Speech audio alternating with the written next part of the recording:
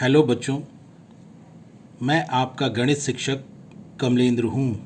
आज हम लोग कक्षा 10 गणित के अध्याय 1 की प्रश्नावली 1.4 के अंतर्गत उसकी प्रश्न संख्या 1 के पहले, दूसरे, तीसरे और चौथे भाग में दिए गए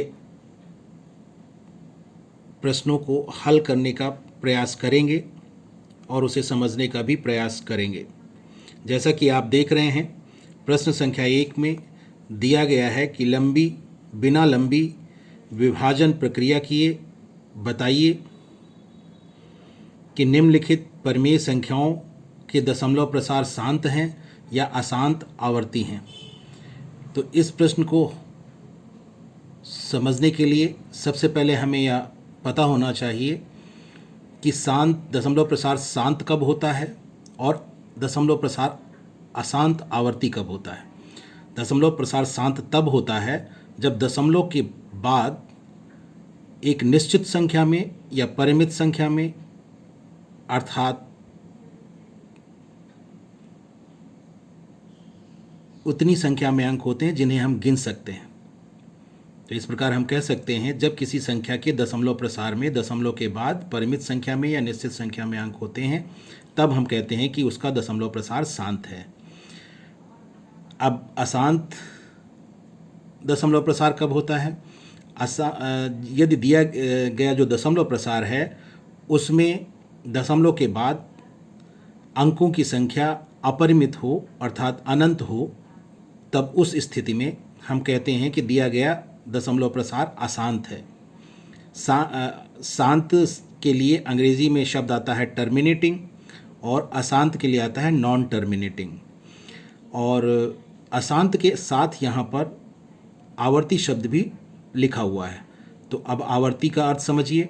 आवर्ती शब्द का प्रयोग हम तब करते हैं जब दशमलव के बाद किसी एक अंक या अंक समूह का दोहराव या पुनरावृत्ति एक निश्चित अंतराल के बाद होता है। अर्थात एक निश्चित अंतराल के बाद, या जब अंक या किसी एक अंक या अंक समूह का दोहराव होता है, तब हम कहते हैं कि दिया गया दशमलव प्रसार आवर्ती है। और यदि दशमलव प्रसार अशांत भी है और आवर्ती भी है, तब हम कहते हैं कि दशमलव प्रसार अशांत आवर्ती है। अब आप यह समझ गए होंगे कि दशमलव प्रसार शांत कब होगा और अशांत आवर्ती कब होगा। एक बार और आप समझ लें, दशमलव प्रसार शांत तब होता है जब दशमलव के बाद अंकों की संख्या निश्चित होती है या परिमित होती है। अर्थात हम दशमलव के बाद अंकों की संख्या को गिन सकते हों, तब दशमलव प्रसार शांत होता है। अशांत आवर्ती तब होता है जब दशमलव के बाद अंकों की संख्या अनंत हो या अपरिमित हो और साथ ही साथ किसी एक अंक या अंक समूह का एक निश्चित अंतराल के बाद दोहराव या पुनरावृत्ति हो रही हो, तब हम दिए गए दशमलव प्रसार को अशांत आवर्ती कहते हैं। अब यहाँ पर हमें दी गई परिमेय संख्या के दशमलव प्रसार को शांत या अशांत आवर्ती बताना है, लेकिन हमें भाग नहीं करना है। यहाँ पे लिखा हुआ है, स्पष्ट रूप से लिखा हुआ है, बिना लंबी विभाजन प्रक्रिया किए, अर्थात बिना भाग किए।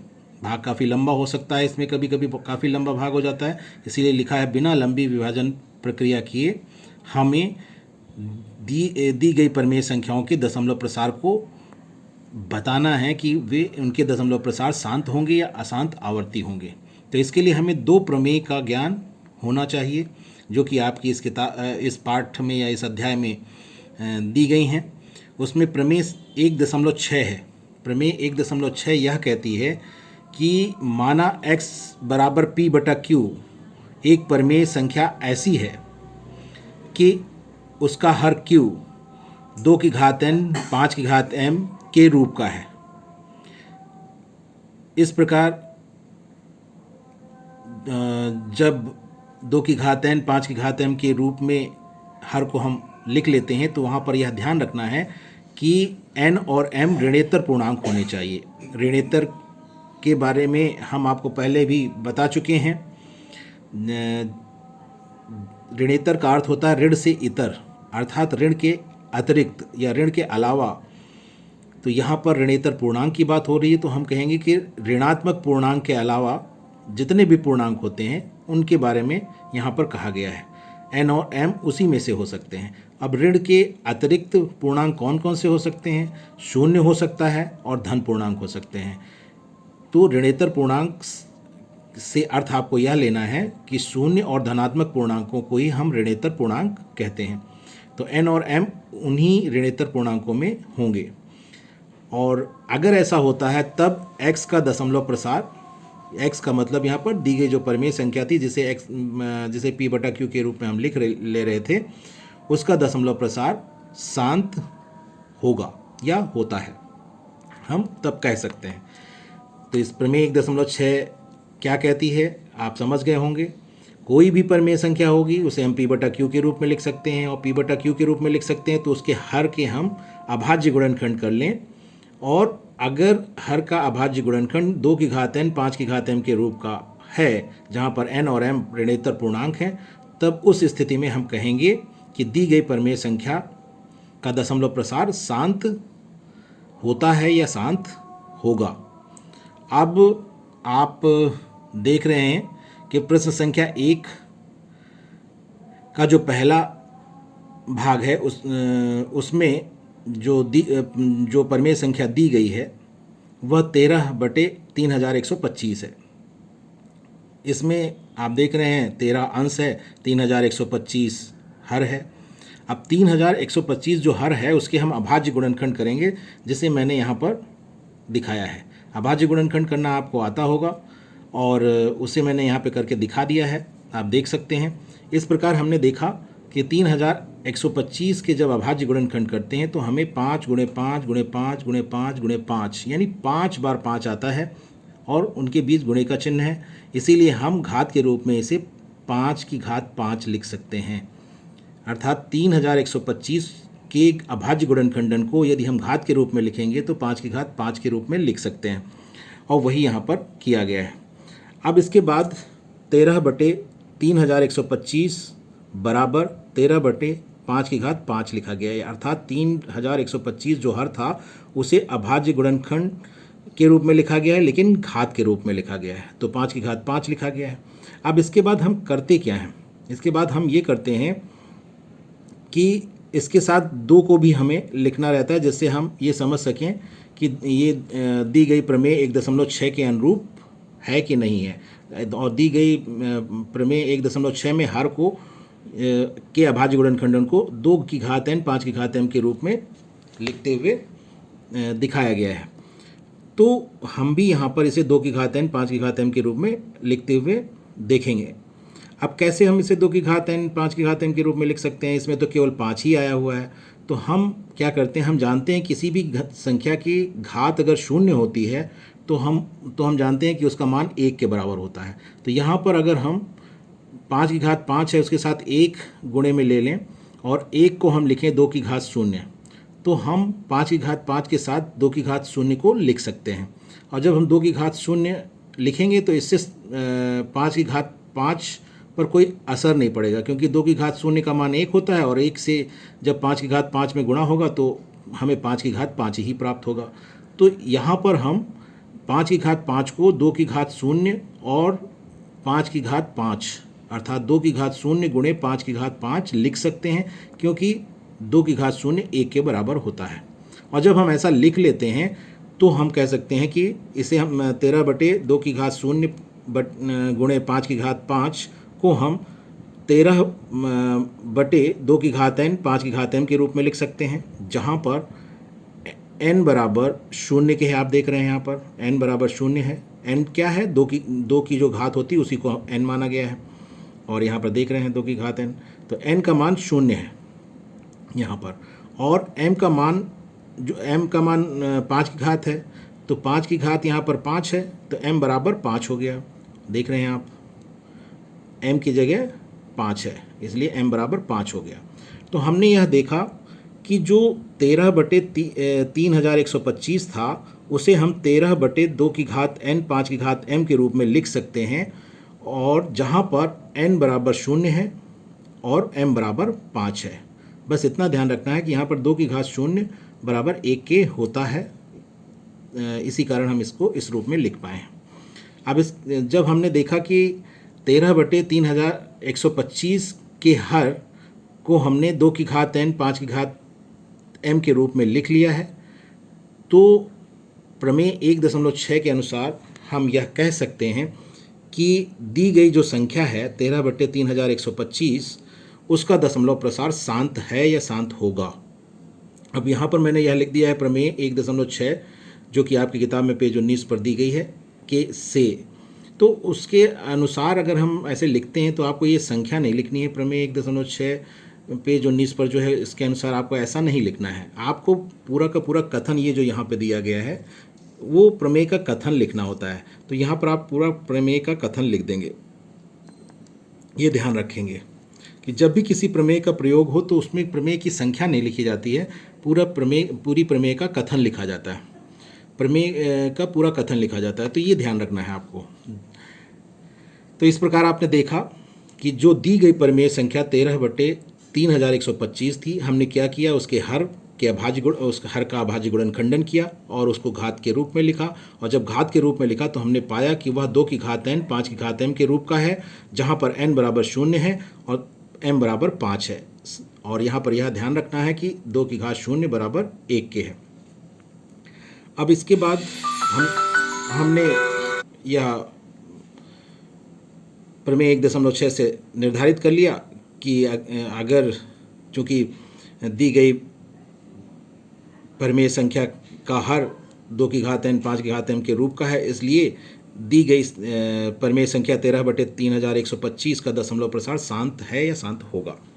अब अगर दूसरी जो संख्या दी गई है, दूसरे भाग में जो प्रमेय संख्या दी गई है उसे देखें तो 17/8 है, और 17/8 में जब उसके हर का हम अभाज्य गुणनखंड करते हैं तो वह 2 × 2 × 2 के रूप में हमको प्राप्त होता है, और हम देखते हैं उसे हम 17/2 की घात 3 के रूप में लिख सकते हैं।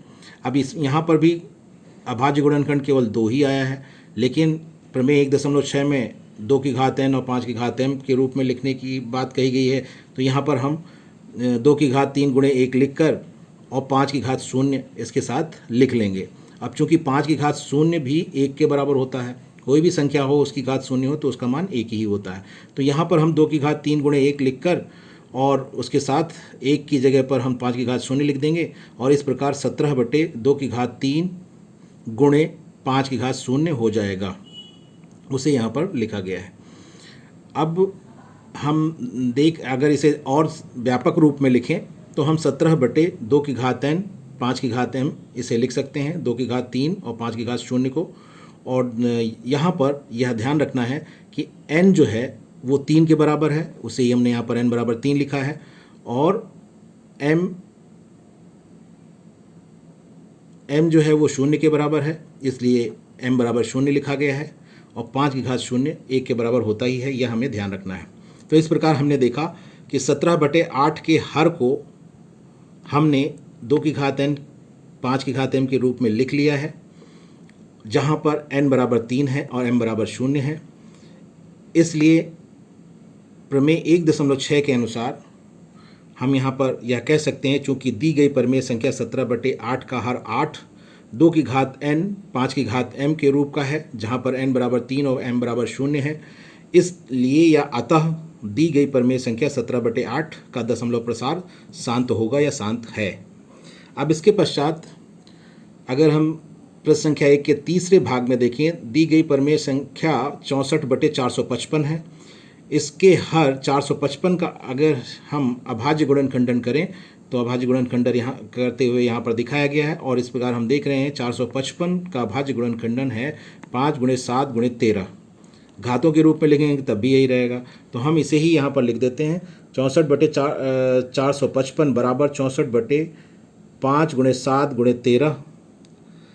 इस रूप में हम इसको लिखेंगे। और इसके आगे हम यह लिख सकते हैं कि जो बराबर नहीं है 64/2 की घात n गुणे 5 की घात m, क्योंकि हम देख रहे हैं कि यहाँ पर जो दी गई परिमेय संख्या है उसका हर 455 है और उसके अभाज्य गुणनखंड 5 गुणे 7 गुणे 13 है, जिसमें 5 तो आ रहा है लेकिन 2 नहीं आ रहा है। और यदि हम मान भी लें कि 5 इसमें आ रहा है तो 7 और 13 आ रहे हैं, जो कि नहीं आने चाहिए, क्योंकि 1.6 में यह स्पष्ट रूप से कहा गया है कि अभाज्य गुणनखंडन जो है वो 2 की घात n और 5 की घात m के रूप का होना चाहिए, अर्थात उसमें अभाज्य गुणनखंड के रूप में केवल 2 और 5 ही हो सकते हैं और कोई तीसरा अभाज्य गुणनखंड उसमें नहीं हो सकता है। तो इसी कारण यहाँ पर हम देख रहे हैं कि 7 और 13 भी आ गए हैं और 2 इसमें मौजूद नहीं है, तो हम यह कहेंगे कि यह 2 की घात n 5 की घात m के रूप का नहीं है। और जब हम जान जाते हैं कि इसको हम इस तरह से लिख सकते हैं, क्योंकि दी गई परिमेय संख्या 64/455 का हर 455 2 की घात n 5 की घात m के रूप का नहीं है, इसलिए हम यह कह सकते हैं कि अतः दी गई परिमेय संख्या 64/455 का दशमलव प्रसार अशांत आवर्ती है। इसे हम इस रूप में लिख सकते हैं। ये प्रमेय 1.7 के अनुसार है और इसलिए इस प्रकार आप देख रहे हैं कि पहले प्रश्न के तीसरे भाग को भी हमने बिना भाग किए यह बता दिया कि उसका दशमलव प्रसार, उसके हर का दशमलव प्रसार या ये कहें कि उसमें जो दी गई परिमेय संख्या है उसका दशमलव प्रसार अशांत आवर्ती है। और पहले 2 भागों में तो हमने देखा ही था कि उसमें दी गई जो परिमेय संख्याएं थीं उनका दशमलव प्रसार शांत के रूप में हमें प्राप्त हुआ था। अब जो पहले प्रश्न का जो चौथा भाग है उसमें दी गई परिमेय संख्या 15/1600 है, जिसका हर 1600 है और 1600 का अगर हम अभाज्य गुणनखंडन करते हैं तो इस रूप में हमें अभाज्य गुणनखंड इस तरह से ज्ञात करते हैं और इसके जो अभाज्य गुणनखंड हम प्राप्त करते हैं वह इस रूप में प्राप्त होते हैं। 1600 के अभाज्य गुणनखंड अगर हम करते हैं तो 2 गुणे 2 गुणे 2 गुणे 2 गुणे 2 गुणे 2 6 बार 2 आया है और फिर गुणे 5 गुणे 5 5 2 बार आया है। इसीलिए जब घातों के रूप में 1600 के अभाज्य गुणनखंडन को लिखा गया है तो वह 2 की घात 6 गुणे 5 की घात 2 हुआ है और यहाँ पर लिखा गया है 15/2 की घात 6 गुणे 5 की घात 2। अब यहाँ पर हम देख रहे हैं इसे जब व्यापक रूप में लिखेंगे तो 15/2 की घात n 5 की घात m के रूप में हम इसे लिख सकते हैं। और जब हम इसे ऐसा लिखते हैं तो यहाँ पर यह ध्यान रखना है कि n जो है वो 6 की जगह पे आया है और m आया है 2 की जगह पर, इसीलिए यहाँ पर लिखा गया जहाँ n बराबर 6 और m बराबर 2, इसे ध्यान रखना है। तो हम देख रहे हैं कि जो दी गई परिमेय संख्या थी उसके हर को हमने 2 की घात n और 5 की घात m के रूप में लिख लिया, जहाँ n बराबर 6 और m बराबर 2 है। इसे हम इस तरह से यहाँ पर लिखते हैं अंत में, चूँकि दी गई परिमेय संख्या 15/1600 का हर 1600 2 की घात n 5 की घात m के रूप का है, जहाँ n बराबर 6 और m बराबर 2 है। तो इसके बाद हम लिखते हैं प्रमेय 1.6 के अनुसार, अतः दी गई परिमेय संख्या 15/1600 का दशमलव प्रसार शांत है या शांत होगा। और इस प्रकार पहले प्रश्न के जो पहले 4 भाग थे उनमें जो परिमेय संख्याएं दी गई थी उनके दशमलव प्रसार के बारे में हमने जान लिया कि शांत होंगे या अशांत आवर्ती होंगे बिना लंबी विभाजन प्रक्रिया किए, और यही इस प्रश्न संख्या 1 में करना था। इस वीडियो में बस इतना ही। धन्यवाद।